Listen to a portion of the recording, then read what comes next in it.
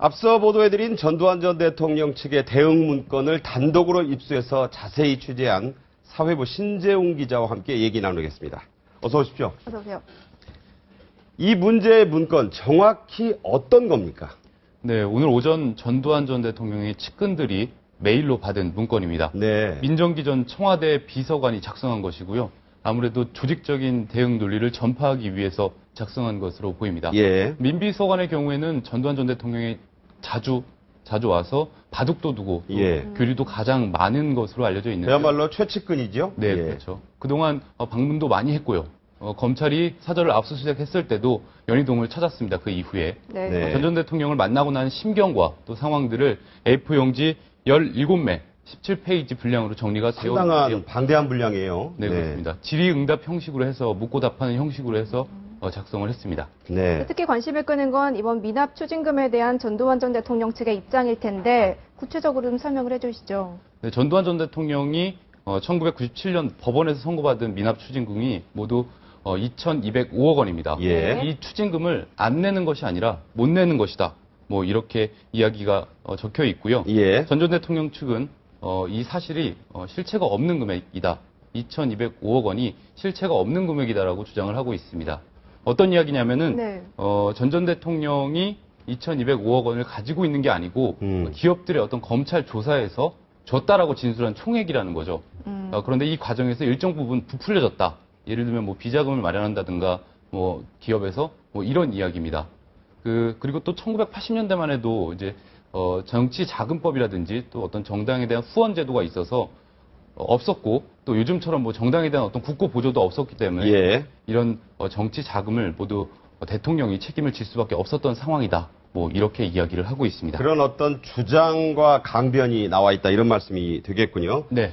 전두환 전 대통령이 했다고 해서 유명해진 말, 뭐 어록처럼 된 말이 있지 않습니까? 예. 내가 가진 전 재산은 29만 원 뿐이다. 여기에 대해서도 이게 오해에서 비롯된 거라는 주장이 여기에 쓰여 있다고요? 네네. 네. 그 예금이 29만 원밖에 없다라고 하는 발언으로 전 국민들의 어떤 공분을 샀었는데요. 예. 사실은 이게 전 전 대통령이 했던 말이 아니라는 거죠. 전 전 대통령의 비자금 사건의 어떤 최종 판결이 이루어진 게 1997년의 일인데 이때 이미 이제 300억 원 정도가 추징이 됐고요.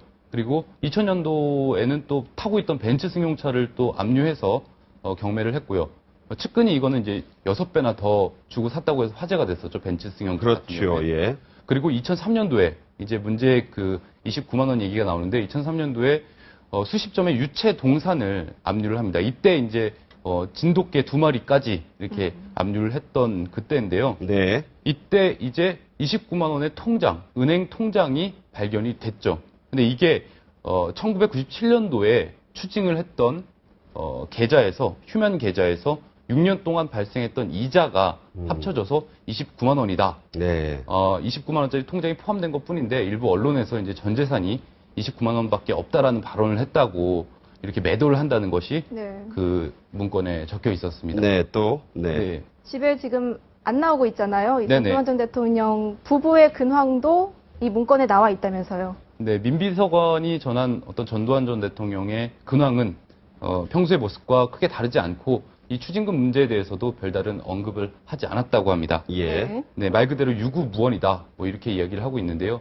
반면 이순자 여사의 경우에는 감정을 가누지 못하고 눈물까지 보였다고 적혀 있습니다. 네. 이 정치권이나 언론의 공격에 표적이 되어서 능멸을 당하고 있는 전두환 전 대통령이 지아비이기 이전에 한 인간으로서 굉장히 연민을 느낀다. 뭐 이렇게 밝혔고요. 예. 측근들의 경우에는 또 전 전 대통령의 건강도 굉장히 많이 나빠졌다라고 전했는데요.